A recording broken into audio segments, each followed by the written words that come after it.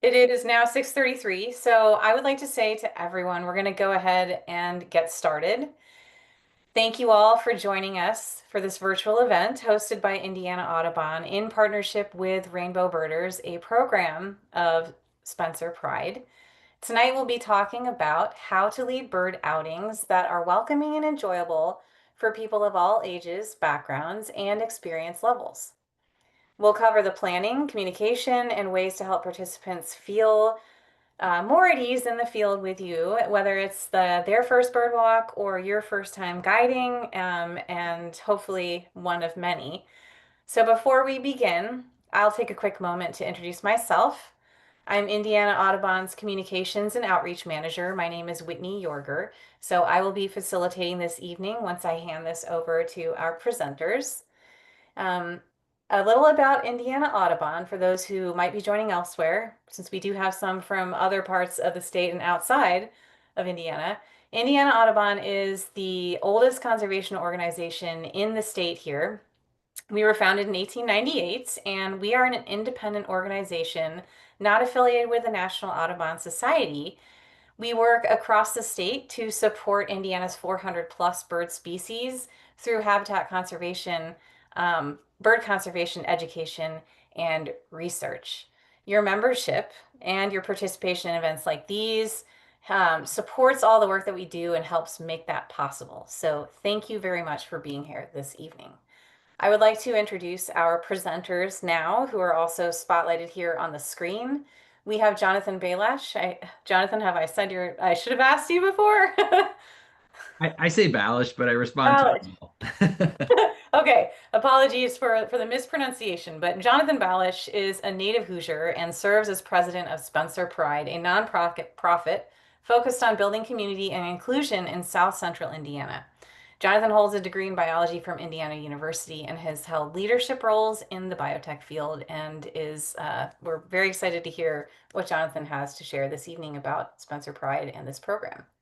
Wendy Wonderley moved to Indiana in 2021 and quickly became involved in the local birding community.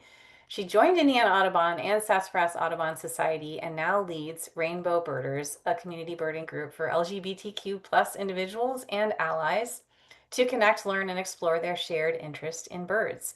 We are glad that you all are here with us tonight. Lastly, what I will say before handing this over is that we have a few housekeeping items. We will have some time for Q&A after the presentation. So if you would like, please hold your questions either to the end so that you can say them aloud, or you could also drop them in the chat and then I can monitor that throughout the presentation and hold them for later. If you would like to turn on live captions, that live transcription is available to you. You would click the three dots on the bottom of the screen under More, and then go ahead and select Captions, and then you can also go to Show Captions. So that is available to you. I can help you here momentarily. If you have any tech issues for any reason and you get kicked out of the room, just know that you are welcome to jump back in, and as soon as you pop up on the screen, I will get you back in the room so that you miss as little as possible. We also are recording this presentation, so that recording will be available for anyone who'd like to rewatch it, and I'll send that to you probably tomorrow. So thanks again, Jonathan and Wendy. We're so glad to have you both here and talk about this topic, and I will go ahead and turn it over to you and go on mute. Awesome. Thank you so much, Whitney. We are really excited to be here with you today. As Whitney mentioned, this session is intended to help bird outing leaders of all experience levels understand how to level up their inclusive leadership when it comes to hosting a group of people for a bird outing. And while this content has been crafted and delivered by the two of us from Spencer Pride's Rainbow Birders, as was mentioned, which does focus on the LGBTQ plus community and our allies, we're going to provide a multitude of examples in today's training to ensure that we're touching on some of the intersectionality among other communities, such as people with disabilities, low income, seniors, and some other identities. We're not going to address all aspects of diversity, but we do believe that what we're going to share with you today is going to give enough food for thought so that you can improve the inclusiveness of your outings.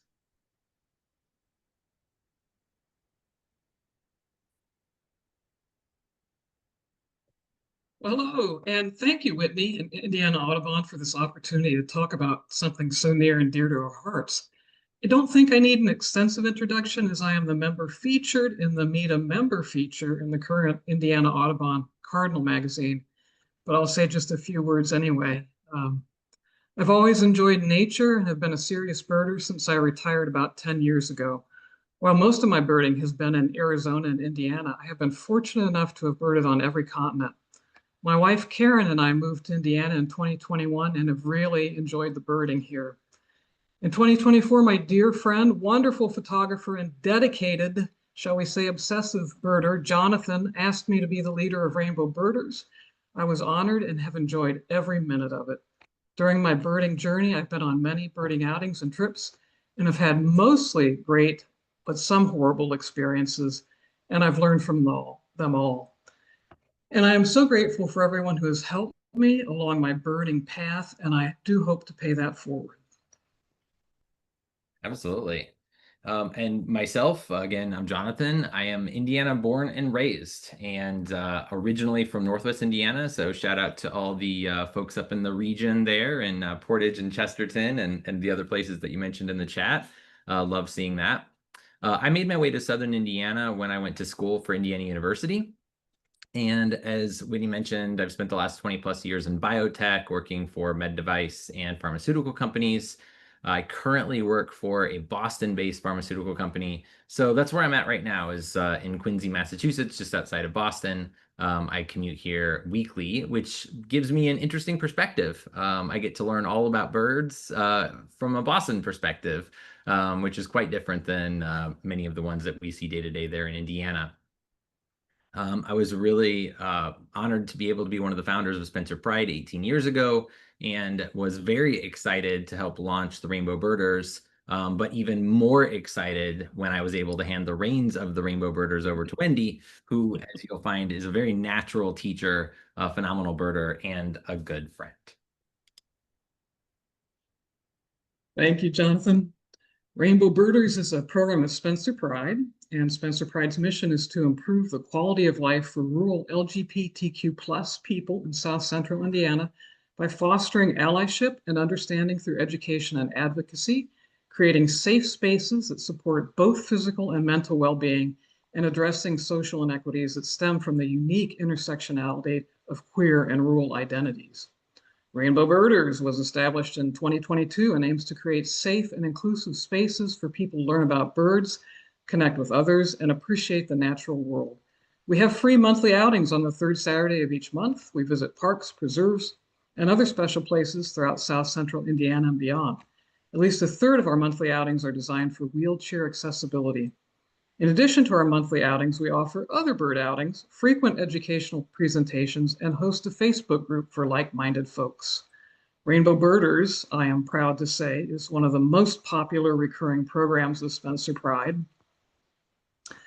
If you'd like to join our Facebook group, please scan the QR code that appears on the screen.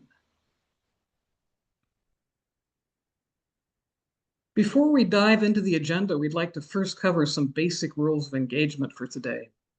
First of all, we know that you're here today to improve your game around hosting a welcoming bird outing, and we heartily applaud you for that. With the spirit of learning in mind, we hope that you will listen and learn and not to react. We may share some examples that you don't understand, and we're happy to provide more context if that helps you. That said, we are sharing our real life experiences, and we do ask that you respect what we share and what anyone else may share during the course of this session. We'd love to hear from all of you throughout the presentation, and in order to do so in a thoughtful manner, we've set aside time at the end for Q&A. We ask that you hold most questions until that time, but if there's something burning you want to know, please feel free to post in the chat. We'll try and catch those and respond as we move through the presentation. If we don't get to your question right away, we will circle back to it during the Q&A session.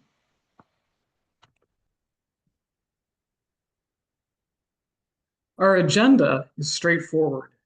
We will cover some basics about our community and inclusion, discuss some best practices for pre-event activities and hosting events, and then leave time at the end to answer any questions you may have. We hope you will come away from this training with specific actionable ways to make your bird outings and other interactions with birders more welcoming, inclusive, and impactful. All right. Thanks, Wendy. So first, we should reiterate that we are sharing best practices from our own lived experiences here in, well, there in South Central Indiana and beyond. Our primary audiences for our local programming with the Rainbow Birders include individuals who identify as part of the LGBTQ plus community, who are aging, and who are potentially living with a disability. So this also includes a lot of inexperienced birders, and that's where we get a lot of our own experience in leading birders is truly with welcoming new folks into the flock. So it's primarily with these audiences in mind that we created today's training. So now as we lean into the meat of today's content, first we thought it was best for us to just start off by defining inclusion.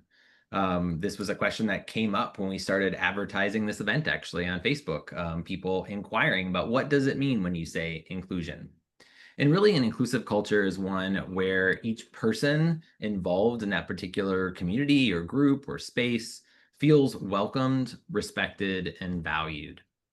Inclusion, when it's done correctly, is accomplished by applying those principles in a thoughtful way to cultivate a culture of belonging. And while it's not always easy to quantify what is inclusive, it is easy to know when it's not inclusive. And we can feel that when we interact in a space and it doesn't feel welcoming to us. And you might be thinking to yourself, all right, Jonathan, well, I'm a very welcoming person. So I don't feel like I need to invest anymore to ensure that my outings are inclusive. And this is not a surprise. And there's nothing wrong with that sentiment, right? But we would encourage you to try to adjust your thinking and to move towards more of a continuous improvement type of thought process, wherein we can never be too inclusive. We can never be too welcoming for the people who are taking the time out to join us for our outings. We do constantly get feedback as we welcome a lot of new and inexperienced birders from folks who've had other poor experiences on bird outings. And there's a variety of reasons for that. Perhaps it was poor information up front, and it wasn't clear where to meet the guide on site. Perhaps, folks gathered together but didn't feel really welcomed in the way that the guide interacted with them at first. Perhaps the guide made some assumptions about the knowledge level or the experience level of the participants and assumed that everybody could differentiate between different types of birds or even species. So all of these types of things can serve up a poor experience, especially for new attendees. And in particular, those younger or inexperienced birders are really going to be turned off by that. We, Wendy and I, and all of our rainbow birders, find so much joy in birding that it's important for us to not just offer an event, but that we're actually hosting an event that really ends up being that inclusive and that valuable experience that we're aiming for when we spend all that time planning for it. And we hope that you share this point of view as well. As we do share some examples today, I just want to acknowledge that some of these suggestions for some of you may feel like they're stating the obvious. Cool. You can just check that one and move on to some of the ones that feel newer to you. And also, Indiana Audubon is already doing many of these things to a degree on most of their bird outings. However, this is an attempt to really consciously identify some specific ways to make bird outings more inviting to people who, are interested, but maybe feel like they won't fit in. And really, as with all things around inclusion, it's about being aware of that need. And then, using intentionality and being more inclusive bird outing leader. And all that's in your hands. I firmly believe that if you aren't being intentionally inclusive, then it's highly likely that you're being unintentionally exclusive. And with the popularity of birding on the rise, people have a lot of options of where they can go. I'm always impressed with how many different outings are happening on the weekends. So people can choose. And we believe that if you're intentionally inclusive in your approach, that's going to help differentiate your offering, your outer, oh my gosh, reset. By being intentionally inclusive, that is going to differentiate the outing that you're providing compared to something that might be less inclusive offered by someone else. So we can't really talk about the why behind inclusion without acknowledging the most important thing, and that is that being inclusive is simply the right thing to do. If you seek to live your personal values, then we hope inclusion is one of those values. As humans, we should always want the people around us to feel valued and welcomed. If for no other reason, then it's because it's how we want to feel as well. And increasingly, people want to associate with organizations that align with their values in some way. And people aren't just looking to be tolerated when they do things, especially when they're engaging in a hobby like birding. Instead, they want to know that what they bring to the table is welcomed and it's celebrated. And organizations and individuals who aren't fostering inclusive spaces aren't being as aggressive as they could and welcoming new participants as well as retaining your existing ones. As an organization is absolutely nothing without the engagement of the public to participate in its programs and to financially support its work, inclusion is a critical strategy for all of us. And finally, when we're inclusive, we drive not just a sense of belonging for new participants, but we ensure that our existing participants feel that same sense of belonging, because belonging is for everyone. That boosts engagement of all of your event participants and likely is going to result in a more productive and impactful birding experience for everybody who's participating in your outing.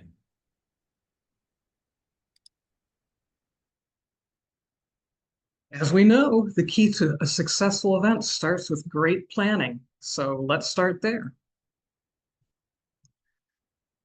One of the first things we do when planning a bird outing is to identify a location for our event. Knowing the seasons and the habits of our feathered birds, our feathered friends, we focus on selecting places that can yield the biggest chances of making observations of one or more targeted bird populations. For example, in the winter, our birding targets may include Indiana's beautiful winter waterfowl, while in the spring, migrating warblers may be the aim of our binoculars. In addition to that important consideration, there are 3 additional areas we would encourage you to also consider. First up is cost. We all know that birding can be a costly hobby obsession, especially if you want to carry the best glass, use the latest mobile apps, and show up in the right birding attire. We also know that you don't need those things to have a great birding experience. One's socioeconomic status shouldn't get in the way of their desire to participate in your bird outing. With that in mind, we recommend that you think twice before selecting a location with an admission fee. If that's unavoidable, and it is sometimes, consider how you might be able to offset that fee by carpooling, negotiating a reduced fee, or if possible, prepaying in advance for individuals. For example, when going to one of our wonderful Indiana state parks, such as McCormick's Creek, we always encourage participants to bring their annual state park passes if they have them. We'll distribute people into the vehicles that have the passes and prepay for the vehicles that don't have them. Our second consideration is accessibility. Accessibility is the design of products, services, and environments so as to be usable by everyone, or at the very least, the most people that we can include. For us, that means including as many people who want to go birding as we can, regardless of their physical ability. Accessibility isn't something done for people with wheelchairs or hearing aids alone. It's something that impacts all of us. Think about how the world is catered to the vast majority of us that are right-handed. Accessibility isn't just about making things physically accessible. It is also about making things usable for individuals with non-apparent disabilities too. That includes the wide spectrum of neurodiversity. We aren't naive enough to think that we can always accommodate every disability. That being said, if we aren't even considering it up front, we aren't maximizing the potential. For example, there may be a great location for your bird outing that has 2 different paths, one of which is more accessible. By selecting the accessible path, you are creating greater opportunity to welcome more participants to your event. A good example of this is the My Path Trail in Spencer, which has a wonderful paved trail by the White River and a dirt trail further away from the river. Excuse Rojo here who wants to participate. We're trying to be accessible to our indoor cats as well. So we're in Spencer. We're gonna have a walk here. If our group of participants would have a better experience on the accessible route rather than the dirt route, well, that's a pretty easy choice for us. And by the way, there is great birding on both of these trails. Our third consideration is other amenities. Are there restrooms available? If so, are the restrooms accessible? Are there benches or other safe spots to pause for a break if someone needs it? Is there shade on those benches? Are there cats on those benches that need to move along? There we go. Are the benches or other safe spots to pause for a break? Are there benches or other safe spots if someone is tired for whatever reason and needs to use them? Is there shade on those benches? Is there shade on the trail or parts of the trail? This is especially important for our hot and humid Indiana summers. The more you can select a location with desirable amenities, the greater chance you have of increasing participation and of your participants having an experience that's not, sweetheart, you need to move on, that's not overly impacted by their physical limitations or other factors. The joys Right. of having children, furry or otherwise, in the home. Okay, my wife Karen's run off and is putting him in jail, so we should have smooth sailing from here. She's trying to make this accessible for me, which we appreciate. Okay, once you've settled on a site, or perhaps even while you are considering a few sites, we recommend that you walk the route in advance and take note of the various amenities, potential challenges, and other factors. It's also a great way to get insider information from other birders that you may bump into. Besides the site planning, we also encourage you to bring equipment along on your bird outing. If this is available to you, it can be a fantastic way to elevate the experience of your attendees. I love watching people react to the first time they have gotten a great look at a bird through a spotting scope. And what bird isn't beautiful when it is really well seen? We recommend you prepare different types of equipment too in order to accommodate different needs. If you do not have access to equipment that can be shared, identify if there are local libraries or other organizations where binoculars can be borrowed at no cost. For example, Monroe County Library, for those of you that are in Bloomington, has a few binoculars to check out as you would a book. Up at the Indiana Dunes, Backpacks for Naturalists loans out fully equipped backpacks complete with binoculars. Rainbow Birders has a small but mighty array of binoculars to lend, with a variety of brands and sizes, as everyone has different head and hand shapes. We also have an image stabilizing pair for shakier hands. When appropriate, we do bring several spotting scopes for group use.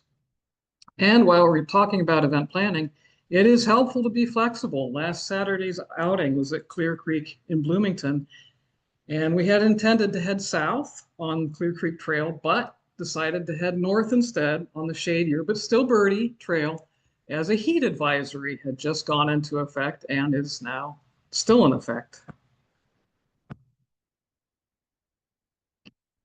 Rainbow Birders generally favors locations that are birdie, close, which we roughly define as drivable within an hour, which allows us to include Goose Pond into that criteria, free, have good footing on the trails, are wheelchair accessible, and have wheelchair accessible restrooms.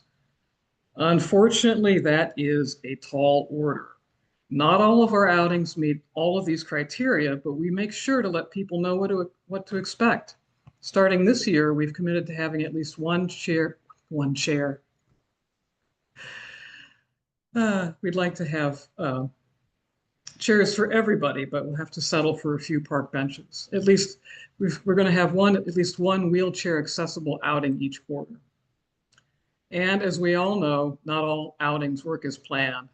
For example, last year we chose the aforementioned My Path as our May outing. At that time, My Path had a gravel trail and was scheduled to be paved, and we were so excited to be able to offer a close, free, birdie, and wheelchair accessible outing, but construction delays forced us to move this outing to later in the year when the work was completed and we could walk on this beautiful paved trail.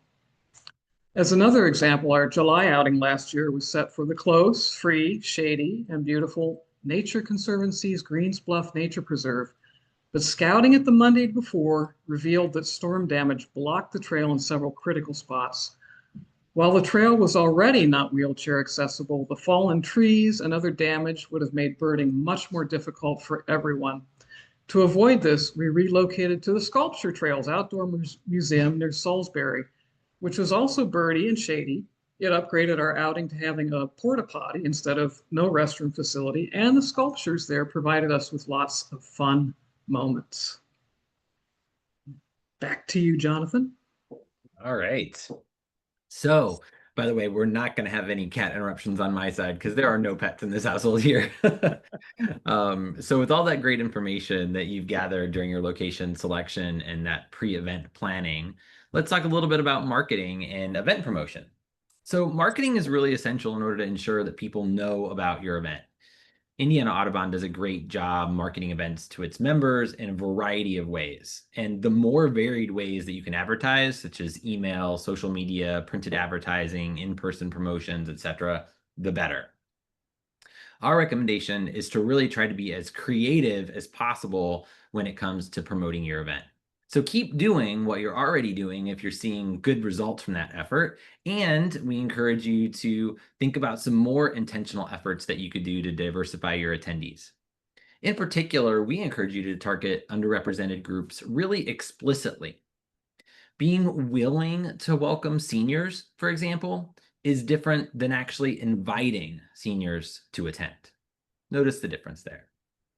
And there are many ways that you can connect with these groups. So let's continue with the line of thought around seniors. Is there a local social media group specifically for seniors, for example? Perhaps there's an upcoming event hosted by AARP that you could table at. These types of activities are going to be much more effective in getting seniors to actually attend your outing. Similarly, showing up at your local LGBTQ+ community center with a flyer and a smile is a great way to promote your event there. There are countless festivals, conferences, and places, both physical and virtual, where you can conduct outreach with the LGBTQ+ community or whichever communities you're most interested in welcoming to your event. For us, obviously, advertising ourselves as rainbow birders, it's very inviting to queer people and their allies. There's no question to these folks about whether they're going to be accepted for their sexuality or their gender identity at our events. We're very upfront so that people will know that they're going to feel welcomed from the moment that they even learn that we exist. People can know that they can show up authentically themselves at a Rainbow Birders event. We want to emphasize that regardless of how much you wish to welcome everyone, you'll find that these more intentional efforts to promote within these communities are going to be actually better outcomes. You're going to see better outcomes. So for us, that outcome is way better than just our intentions. And so we really heavily invest in doing these types of things. Besides your general outreach efforts, it's important that you adequately communicate about your event. A key way to ensure that your participants feel included is and have the best possible birding experience is to properly prepare them. So by communicating clear expectations for the site and the planned birding experience, you enable them to show up physically and mentally prepared for a great time. One quick tip is to label your event as an outing as opposed to a walk. Notice the title of tonight's training. This really sets the tone that everyone is welcome, given that some participants may be participating from a wheelchair or other assistive device. And we strongly encourage you to be upfront about the physical accessibility of your event. While it may feel exclusive to state that something isn't wheelchair accessible in your advertising materials, what is worse is having someone in a wheelchair show up early on a Saturday morning only to discover that they can't join their friends to an outing that they've looked forward to all week. That sucks. So we ensure that all of our event advertisements speak to the accessibility of the event so that there's no surprises. So Rainbow Birders, as you can see on screen here, does its best to communicate expectations for our outings. Our fun graphics invite people to be informed about what they need to know and bring to the experience so that they can experience the outing to the fullest. While some of the content may seem basic, we recognize that this may be the very first nature outing for some people, and we want to set them up to have the best experience possible. Not having bug spray at the wetlands, for example, can make for a miserable experience, even if the birding is great. So first of all, make sure that you're clear about where to meet when participants arrive on site. While many of our Rainbow Birders meet at our community center in Spencer, and then carpool or caravan to our location, it's not always the case. And it's highly likely for many of you that at your outings, people are going to meet directly at the location. So try to be as specific as possible about which entrance or parking lot and what part of that space even. That's all really, really helpful. If the site ends up being a popular location that day, you don't want your attendees confused about how to connect with your group, because that is why they're there. This simple step of being clear about the meeting location is really key to setting a welcoming environment for your attendees. By knowing exactly where to find you when they arrive, they'll have a good start to the day. Who wants to start a glorious day of birding with unnecessary stress? I know I don't. Now, what else is important for your attendees to know in advance? In addition to the basics of physical accessibility for individuals using wheelchairs or other assistive devices, we provide high-level descriptions of what to expect on the trails. Are the trails paved or are they dirt? Are they generally flat or is there a lot of up and down needed? Some individuals have mobility or balance issues and may not feel comfortable attending unless they know if they'll be able to navigate the trails successfully. We have multiple examples of these types of birders in our group, and by communicating this information in advance, they can confidently attend, knowing that they'll be able to generally participate in the entire outing. Now, besides potential amenities at the site, if there are any, frankly, right? Not all of them have amenities. It's just as important to communicate what's not available at the site. If restrooms are not available at the site, everyone should know that in advance. And if restrooms are available, but they're not wheelchair accessible, then that's important information too. There should also be clear contact information in your materials. So if people have further questions, they can reach out to you to get those answers. Not having answers to someone's questions may very well prevent them from attending your outing. So creating easy and accessible ways to get answers is important. For more detailed outings, oh my gosh, for more detailed outings, it warrants providing some additional information. Back in March, we had a wonderful goose pond getaway with our Rainbow Birders, which was an entire weekend of birding. For that, we created a detailed participant guide that featured accessibility information, details on the relevant apps to download, including a walkie-talkie app that we use between our cars. It included site maps. We accompanied it with an email with a clickable list of pins for various locations that included birding sites as well as other logistical locations, expectations around meals, and so much more. So we included a lot of information in that guide, but again, we wanted everyone to feel really confident that they could be best prepared to show up and have a great birding experience with everyone. In particular, those pins that I mentioned in the email really get a lot of positive feedback from our attendees. They love being able to just touch those links on their phone and go right exactly to that parking lot or to that trailhead that we're going to be meeting at. And as you can see from the visuals on screen, we standardize our graphics so that we're providing that clear and consistent experience for individuals who are considering participation. They know up front, yep, there's kind of a base one with some general information, and then there's that secondary graphic, that one that says preparing for. That gives them that detail about those trails and the restrooms and all of those things. And so everybody knows that when we advertise our events, they're going to really easily be able to get that information, and they don't have to make any assumptions about what is or is not going to be present for their birding experience. And that really does make a difference. Wendy, I'm going to hand it back to you. All righty, thank you, Jonathan. During this next section, we will talk about best practices for your actual event. As the leader of your birding outing, you are the most influential factor in whether your attendees feel welcomed or not. That means that your investment in intentional inclusion is critical. At the start of your event, we recommend that you gather attendees in a single meeting location.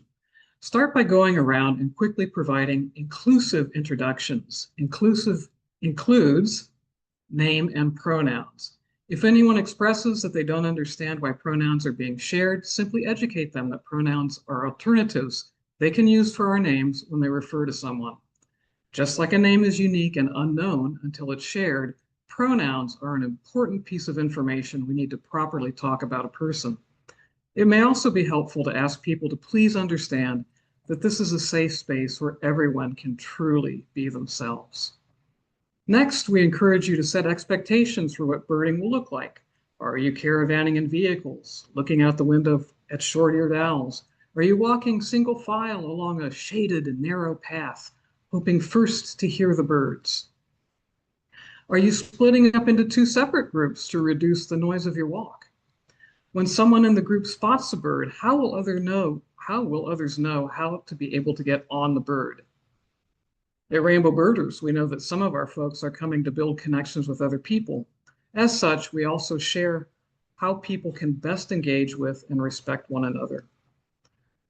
Also, explain any equipment you may have available for use, including how you would expect people to use that equipment. For example, if you are offering the use of a spotting scope for the group, you probably want people to know how to adjust the focus and how long they can appropriately linger before everyone else starts chomping at the bit,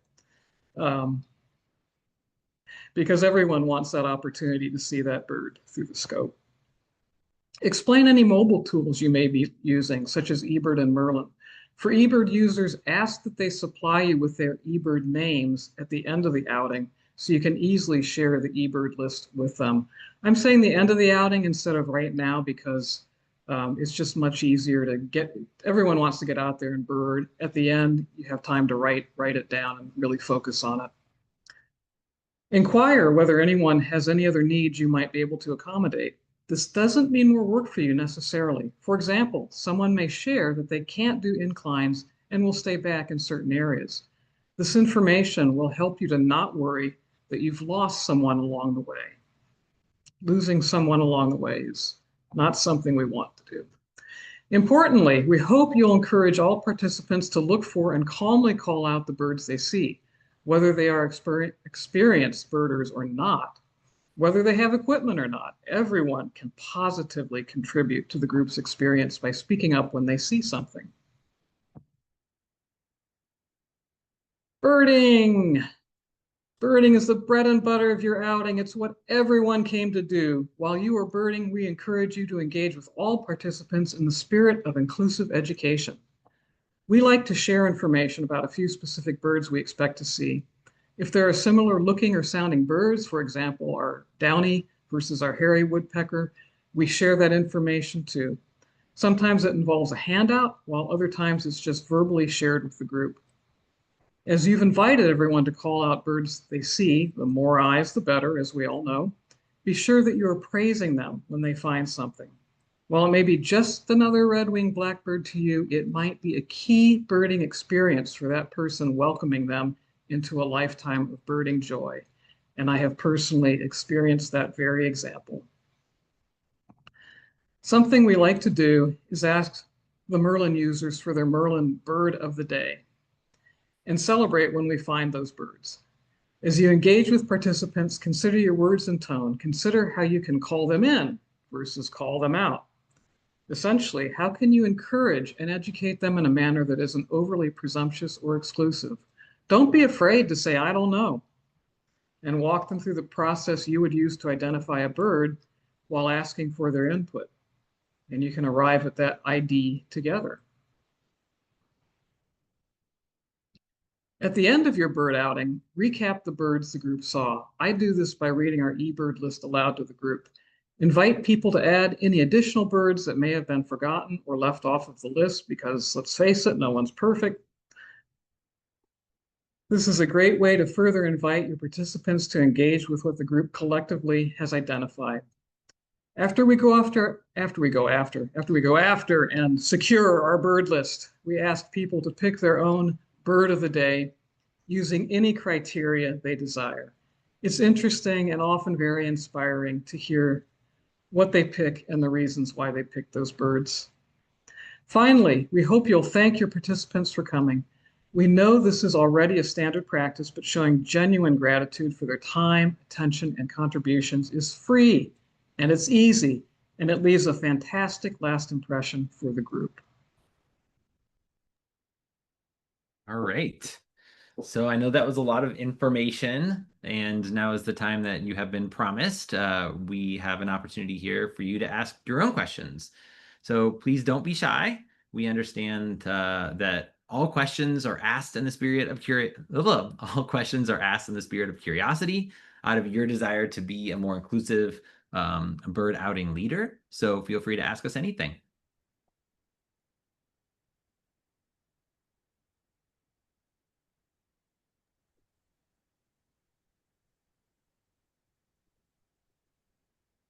I guess we've just covered it so thoroughly that that people are just oh, here we go, the question. There we Yay. are. So Catherine asks, who/what are some of your go-to resources for learning more about accessible birding? Birdability, the website and Facebook page is a really good resource. We also learn from our participants. Uh, we've had people in walkers that have showed us what worked and what didn't work for them, and I guess that's one of the best. The School of Hard Knocks is one of the best and most well-learned places to learn. Well-learned, best way to learn lessons. And those links have Not the been best. yeah. It's better to do it on the front end, to research on the front end. But at any rate, I hope you know what I'm saying. Lisa wants to know, what is the walkie-talkie app that you all use? Well, we have to thank Whitney for this. We reached out to her and she recommended the Zello walkie-talkie app, and it has worked very well for us. And it's been very helpful to keep people in the loop, not only uh, to point out birds that the lead car is seeing and so forth, but also we've just had a great time chatting it up in between cars. It's frankly ridiculous. We have such a good time in between our locations, and this is particularly relevant when we're doing something like Goose Pond, where you're going from one location to the next. It's been really a fantastic experience and nice because you can get it on different types of mobile devices. It doesn't have to be an iPhone or something like that, and it's a really consistent experience. So that's been really a great tool for us.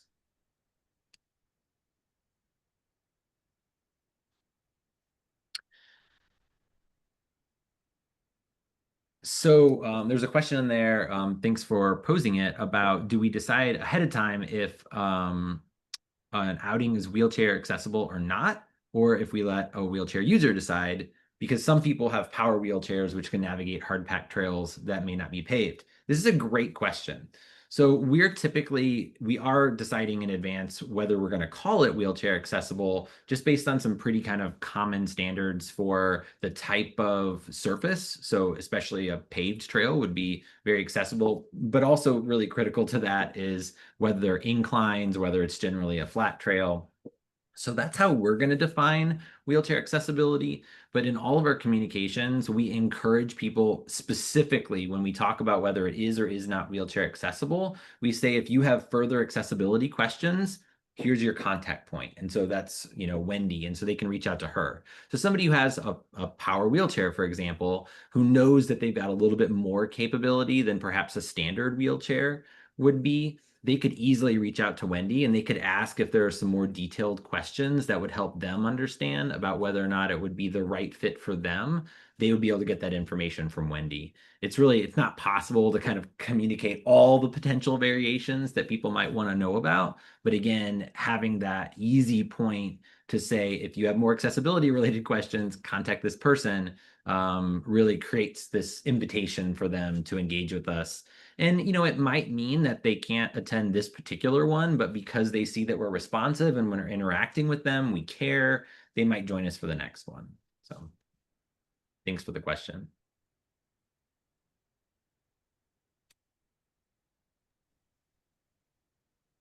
Well, I have a question for you two, since we have a quiet moment in the chat. And again, anyone who is in the chat currently who does have some ideas swirling or questions to ask Wendy and Jonathan, we do encourage you to ask today. We still have time for our program, so that's allowed. I wanted to ask you two, have any participants shared what helped them feel welcome, especially on one of their first walks where they've come to a Rainbow Birders walk? And what have they said, or do you all offer, do you do any follow up with first time participants? And what might that look like? Wendy, do you want to tackle that one first? Sure. Well,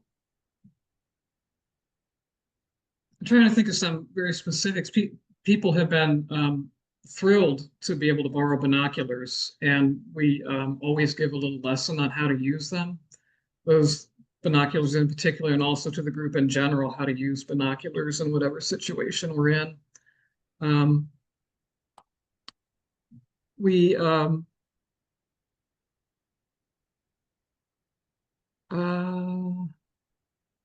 we don't aggressively follow up with first time people. Usually they do come back. Usually at the end they're very enthusiastic about the experience. It really depends on, I mean, in terms of follow-up, I would say it also depends on their circumstance. So Yeah. we advertise our events on Facebook. We also advertise on spencerpride.org. And we love it when folks like Indiana Audubon also advertise our events for us. So that's always really great. And we see every time, there's an advertisement like that, we see a reaction in terms of the folks that turn out. But one of the things that we've also encountered are individuals that aren't in those places. We didn't always actually have the events on our website. That was a whole extensive effort to kind of duplicate our calendars, which we recently did in the last couple of months. But for a while there, Facebook was the only place to find out about the events, and there are folks who aren't on social media. And so Wendy actually would reach out to those individuals individually. So Wendy would email, she would text. I still have someone that I phone call every single month, just to remind her about our outings. And so that's another way. I mean, we're, again, a small town organization, but we welcome a lot of folks to join us. And it's that intentionality and it's that care for their experience that they really appreciate. The fact that someone knows they don't have to go to a site that they're uncomfortable visiting because we care enough to send a text message or send that email or make that phone call because that's what works best for them. That really means something to those individuals. They really appreciate that. I think one of the things that I hear most commonly is, and I think this is so applicable to everyone, and that is, you didn't make me feel stupid. And I just can't express how often we hear from first-time birders who have either felt intimidated to go on their first time outing with someone else because of what they've heard or because they're afraid the threshold is going to be too high, they need to be an expert to show up, or because they've actually gone on an outing and they didn't feel welcomed or people made them feel not valued because they were less experienced, because maybe they couldn't hear every bird just with, the sounds that the bird made, or because they didn't know, the various patterns of the birds throughout the course of the year and how they might change. And it is amazing to me that just by treating people respectfully and again approaching, I think Wendy used the term of with approaching with like inclusive education, like calling them in, showing appreciation for them, pointing out that bird and those subtleties and those interesting aspects, even if they're things that we feel as more experienced birders are really basic. How we react when someone points out those birds to us or talks about something or asks a question to us is really important. And I remember specifically, we were a couple of months back, we were caravanning and carpooling with folks from our site. And I had this woman who had joined us for the very first time, and she probably spent 10 minutes in the back seat of my car as we were driving to the community center, just really heartfelt expressing gratitude. Actually, it had been her second time with us. And her main thing was she had done other outings before, and she was always made to feel othered and stupid. And this is not a queer woman. This is not a person of color. This is not a person with disability. This is a sweet old white lady. Okay. Let's just call it for what it is. And she felt othered going to a birding outing because people often, in her experience, treated everybody as though they already needed to be an expert when they came in the door. And she just loved that she could kind of not be an expert and be treated like an equal among everyone else. And I think that's a really common theme that we hear. And I hope that's something that you take away from a lot of the kind of recommendations that we have today.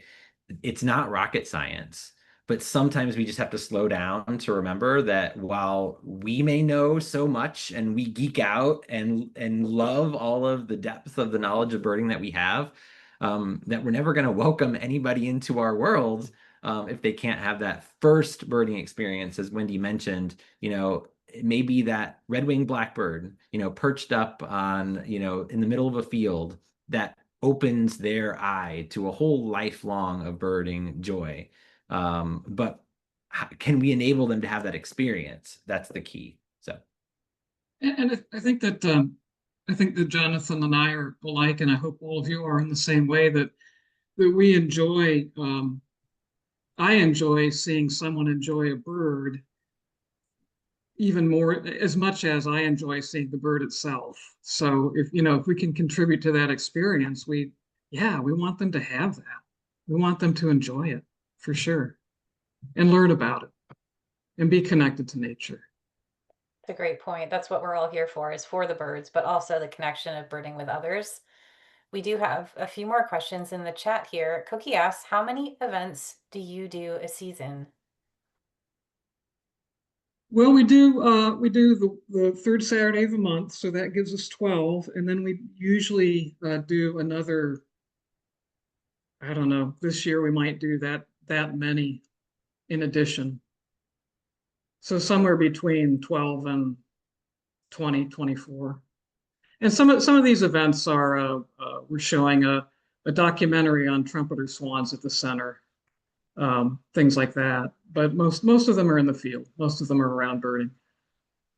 we do at least 16 events in the field a year, because we've got our 12 monthly events, and then we differentiate a little bit. Once a quarter, we have what we call big time birding, which I don't have enough time to go into, but essentially is a little bit more of an intensive birding experience.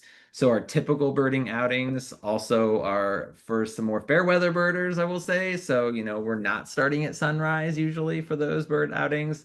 However, our big time birding events once a quarter are absolutely for the much more aggressive birder who wants that experience. And so we do that at least once a quarter as well. So like on the calendar, we have 16 events a year, plus, as Wendy mentioned, those educational events.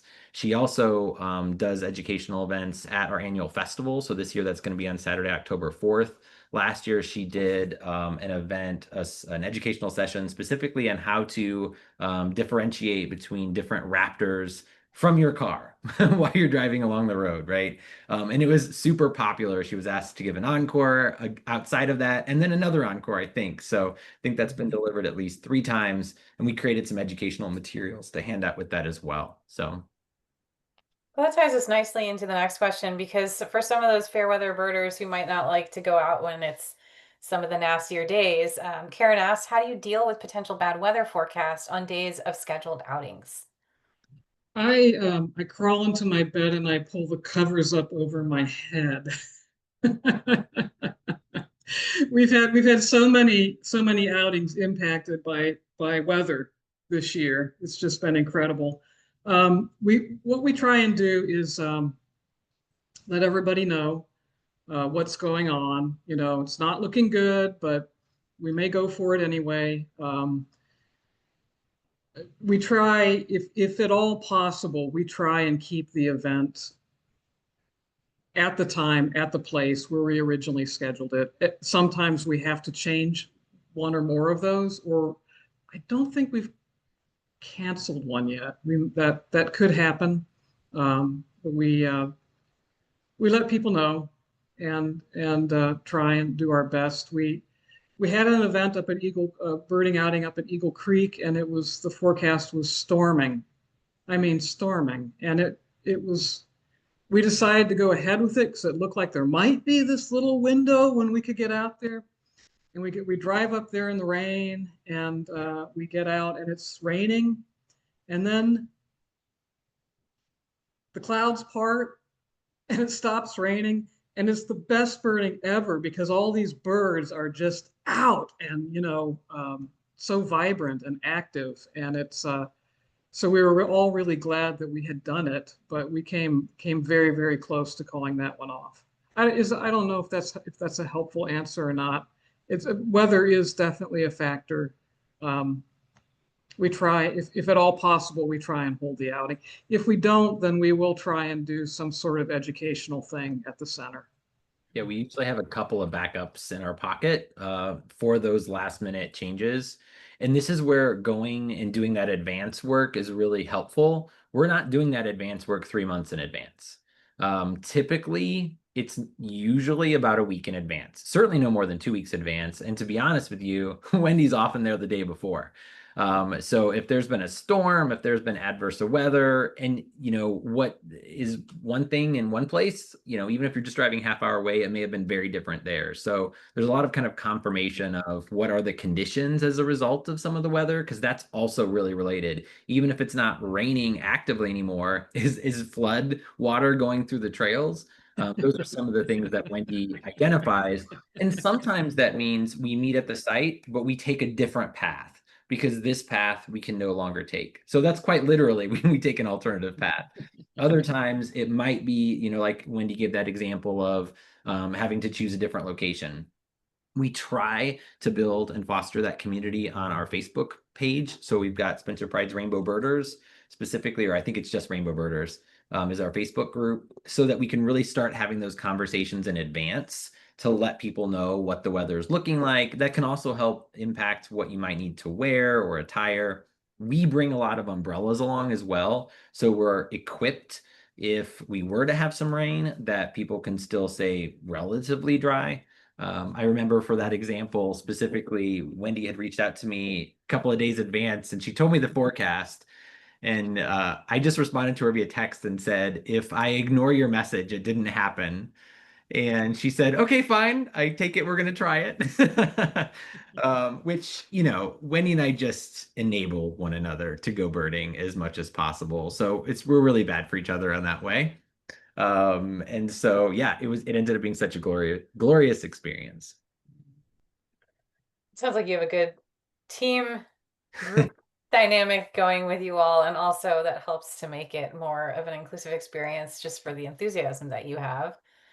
The last question that we have in here, and I believe this will be the last one for this evening because we're at 7:31.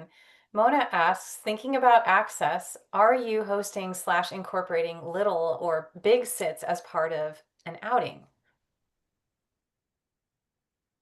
We haven't. That's an interesting thought. Yeah, that would be pretty accessible. That's a good idea. Thank you. Yeah, absolutely. Thanks for that recommendation. We do have a lot of folks with us that we know their ability to go certain distances. And so that's part of that scoping in advance to say, we know this is the closest bench, or there's going to be another bench down the way. But this one has shade or that one has shade, right? So that kind of information is really helpful for us to be able to share to kind of know your people. But a lot of times, we have new people that we don't know in advance and we don't have the privy of that information, which is why it's great to ask up front. But if it's the first time that someone attends, they don't know if it's truly a safe place to be able to share that information. And so they might not be open about that with you. So I think it's a great idea that we could think about more proactively, including things like that. So that's great. So thanks for all the questions to everyone. Want to respect your time. So just want to point out a couple more things before we wrap for today.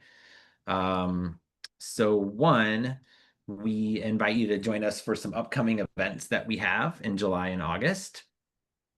First, we have our Goose Pond summer outing on Saturday, July 12th. Now, this is one of those quarterly big time birding outings that I mentioned. So it's a little bit more of an intensive birding experience. This will truly be, starting before sunrise, and it will be the majority of the day. For those of you who haven't been to Goose Pond, well, I can tell you Goose Pond is my favorite place to bird in Indiana, and I have been to a lot, not all of them, but a lot of them. So we'd encourage you to join us for that one. Now, occasionally, in particular, our quarterly events like this, we do have a nominal $10 fee and a registration that's required in advance. Participants will learn that they actually get that $10 back in the form of a gift card to our LGBTQ community center. We've got a great retail shop. So you get that money back, but it allows us to ensure a little bit more of a commitment from the folks that register. And we really limit the number of people who can register for these big time birding outings, because we can't facilitate a group of 30 and really have a more intensive birding experience because the birds aren't going to be there for us. So we do really limit that, which is also the reason why these require registration. So there is a QR code on the left of the screen there where you can see the way that you can register for that event. If that fee is prohibitive for your participation, then feel free to reach out to Wendy or I, and we can work to accommodate your participation. Again, we definitely always want to consider that socioeconomic factor, and we never want that to be the reason that someone can't participate in our events. Then, I think a week after that, on Saturday, July 19th, we have our monthly outing for July, which is going to actually visit that accessible riverfront trail in Spencer. So that My Path trail that Wendy had mentioned earlier. It is a really great accessible trail, paved benches, covered areas to eat, but right along the White River in Spencer. I had my best birding this spring right along the My Path Riverfront Trail. So that's going to be on July 19th. And then in August, we're going to be birding on some private property, on the property of one of our really committed rainbow birders, Berta. And that outing takes place on Saturday, August 16th.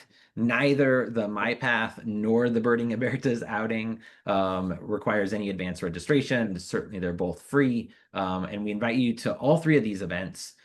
We also invite you again to join our Facebook group, to follow Spencer Pride on social media, to visit spencerpride.org. All of those places are ways that you can learn about the events that are happening, that we offer. We do offer things all over South Central Indiana and beyond.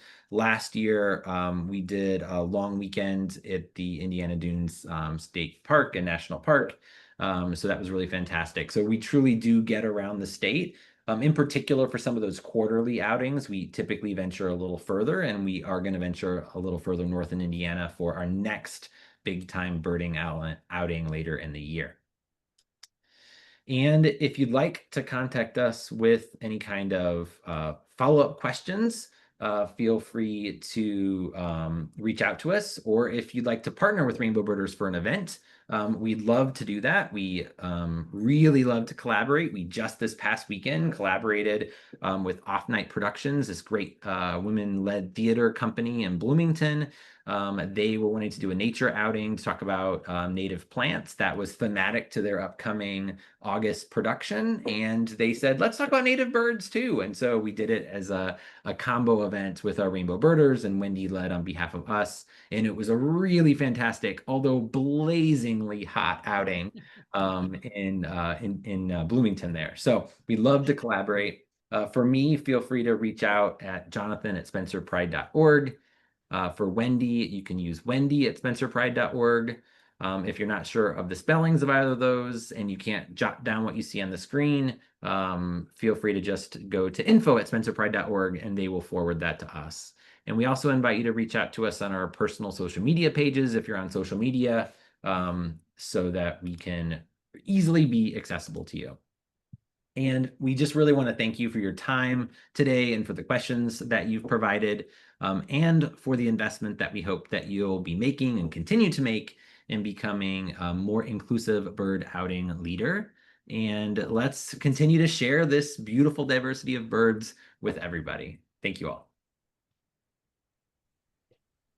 Thanks again, Jonathan and Wendy. We do really appreciate your time and all your insights that you shared this evening.